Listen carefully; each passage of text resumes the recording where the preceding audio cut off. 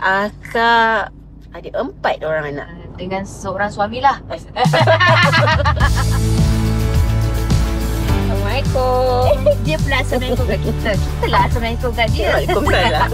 Jadi sebelum Kak Ayu buat Grab, Kak Ayu buat apa?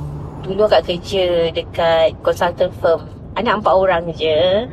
So diorang membesar cepat sangat. Terlepaslah masa dengan diorang sebab kerja 9 to 5 kan. Nanya dengan bawa Grab ni, akak boleh uruskan masa sendiri tau. Nak uruskan keluarga, uruskan study. Dan dengan income tu juga akak dapat tampung yuran belajar. Khusus terjemahan tu kira dah fleksibel, dah boleh atur jadual. Okay, akak akan ambil bahasa Korea. Kak Ayu tak penat ke belajar lagi? Lepas tu jaga anak lagi, bawa Grab lagi. So jangan bataskan kita punya kehidupan bila kita dah ada family. Kejar impian, cita-cita yang kita belum dapat buat tu dengan semua ni. Tapi anak sekarang kat mana? Kat rumah lah.